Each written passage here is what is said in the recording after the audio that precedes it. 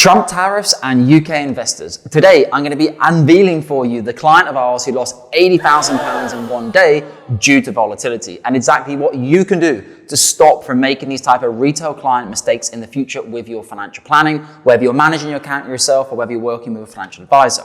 Okay, as always, guys, please like and subscribe to the channel. This is the very best thing you can do. The more subscribers get, we will reinvest that money into the channel to help bring in better educational content for free to all of you viewers at home.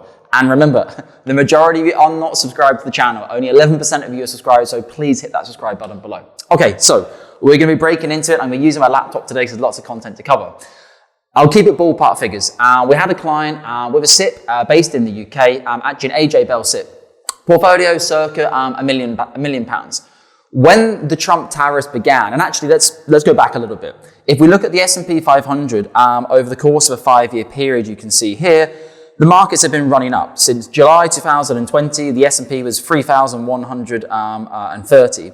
Up until the beginning of January, the S&P started at around 6,000, and it gradually grew to around 6,114 around mid-February time. From mid-February onwards, Trump started doing his thing. And obviously, if we look at the timeline of Trump coming into power, over the course of that period, February and March, he was doing a lot. He was talking a lot about tariffs, etc., etc., etc. Then we came to D-Day, as we could refer to it. As you will all know, on the 2nd of April, Trump announces his long-promised reciprocal tariffs, declaring a 10% baseline tax on imports from all countries, as well as higher rates for dozens of countries that run trade surpluses with the US. Now, let me freeze back into my client. So, I received an email from my client on the 1st of April. Hi Dominic, enough is enough. I'd hoped that Trump's 5 minutes attention span would shift away from tariffs, but evidently not, and I have no intention of sitting like a deer in the headlights while I once again lose money. Sell everything, caps locks, every share, put it all in cash immediately. I will put some into fixed income, but I'm taking advice at the moment on what to do for the long term. Now, obviously, I am the client's financial advisor, and I would never advise the client to sell down during a period of volatility. I went back to the client within a matter of hours. This is obviously something important for the client. Hi, Mr. Client. As do most investors globally, nobody's enjoying seeing their portfolio go down over the past weeks. However, being invested in a globally diversified portfolio in line with your risk profile is not sitting like a deer in the headlights. It is good financial planning. You know this. Suggesting that people should pre-predict what Trump is going to do and sell an entire portfolio to cash, though, question mark. Moreover, the S&P 500 is down year to date by minus 4.37%. Last year, you rode the S&P 500 all the way across 2024. I then went on to discuss cash and fixed interest and effectively how cash and fixed interest has always underperformed the market. The client came back to me very, very strongly. Dominic, you are not even remotely aware of the situation, etc., etc., etc. Quite a lot of expletives, which I won't add in here, but the clients put, the bottom of the email was finished off in highlight, in a bold, I should say, put the portfolio in cash. Okay? That is a client giving their instruction. I am the financial advisor. I've gone back to him within a matter of hours saying, I think it's a terrible idea. Here are the reasons why. The client has informed me again. Now, actually, from the client's perspective, when they will receive the first email from him, I already told the servicing team to start working on a dealing request, because when a client requests to move everything into cash, a lot of the time clients just do this because they panic, but a lot of people do actually want to do it, and they've reached the point of panic, which as a financial advisory firm, we've never ever told our clients to ever behave like that. You should always ride out volatility in the market and not make short-term market movements. Anyway, I again went back to the client. This was within 24 hours. Dear client, I again strongly advise you not to move your entire portfolio to cash in the middle of systemic market volatility. Now, what's important here is it's systemic. It's not as if the client's portfolio has gone down and the rest of the market has gone up. The entire market has gone down over this period with Trump. One of the key reasons being, at what stage or trigger will you decide to reinvest into the equity market and funds such as the S&P 500? If you wish to move everything to cash, which I don't think was a good idea, then it would also be my advice to have a plan in place. If you go into cash, fixed interest, and the S&P 500 goes up by 5, 10, or 20%, at what stage will you reinvest? Controversial question. If cash or fixed interest and the S&P 500 goes down by 5, 10, or 20%, at what stage will you reinvest? Because this is called catching the falling knife twice. Clients come out of the market when the market's already gone down. They then sit in cash, the market rebounds, and they miss it.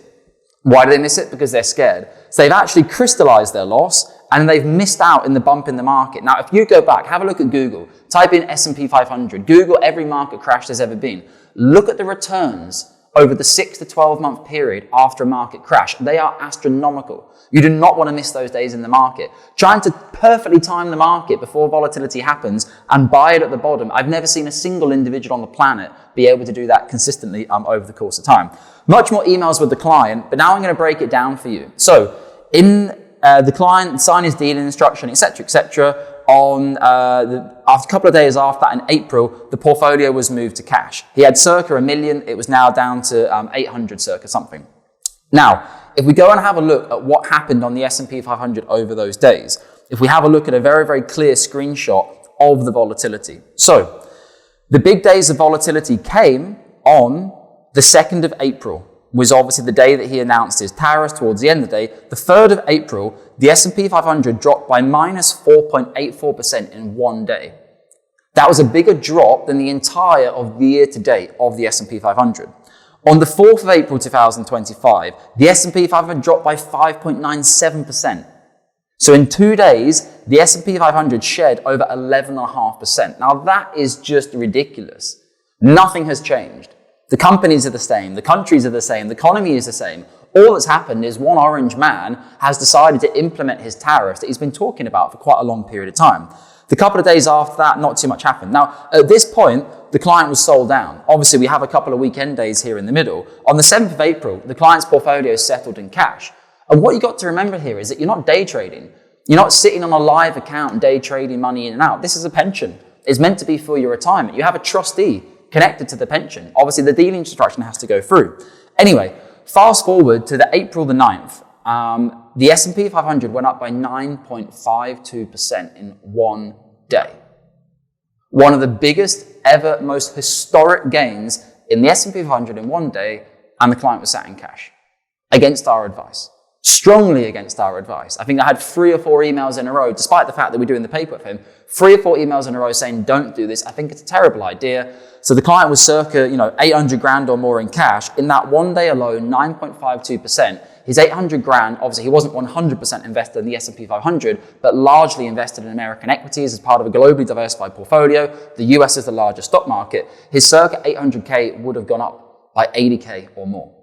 But instead, the client was sitting in cash. What subsequently happened with the client? The client has then literally had the worst situation. They sold down at the volatility. They then missed the peak. What happened with the client? This client actually transferred out. Because I continued emailing them saying, right, this has now happened. The markets have gone up by 9.52%. It's done. You cannot get that growth back and you will never get that growth back again. It's done. It's happened. This is volatility. We advise not to sell during volatility, but it's happened now. We advise you to get back into the market.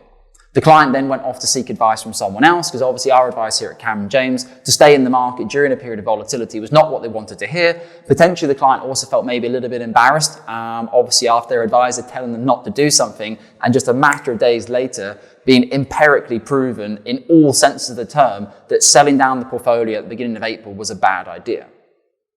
Now, unfortunately, this is a rare situation with a client here at Cameron James. Our clients are educated right from the very beginning of advice processes. Do not panic during periods of volatility. And again, if we zoom out and we look at the S&P 500 year to date, I'm recording in July now. If you actually look, so around mid-February, the S&P 500 was 6,144. At today's time, on the 30th of June, in the US market at least, the S&P 500 is 6,204. So if you were locked away in a cave, or how investments used to behave before we had social media, before we had all these gurus online telling you what to do with your finances, 50 years ago, people probably wouldn't have sold down. Because you don't have the same level of media, you don't have the same level of clicks and impressions and all the stuff that makes these companies money online when you're reading their media headlines.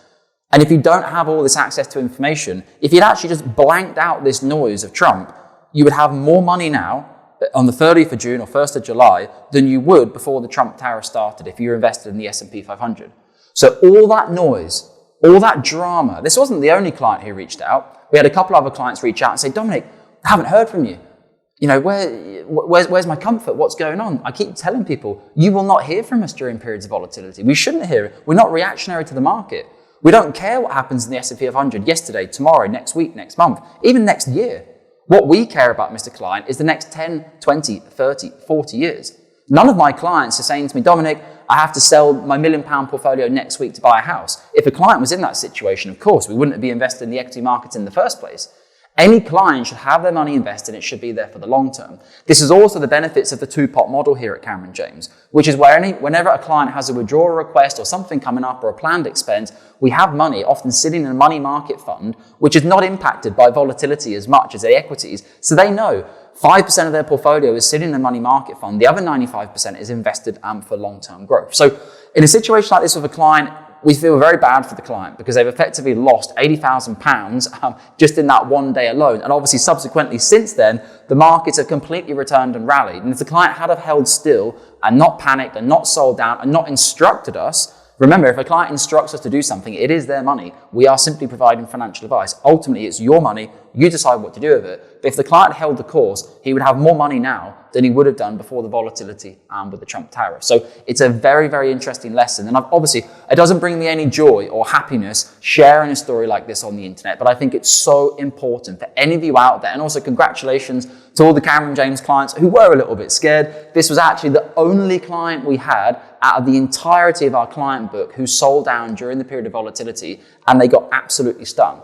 I wish the client all the very best for their new financial advice, and I hope they got themselves back into the equity markets. But do not panic and do not sell during periods of volatility unless you think you are Warren Buffett and you're going to be able to time the market perfectly, which is very, very difficult with pensions. Funds have to be bought, sold, etc. Even if you think you're trying to time the market, it's not as easy as that in terms of the physical ability to trade in and out of the market. So as always, take care with your UK pension assets, and during periods of volatility, stay the course and listen to a good, regulated, qualified financial advisor.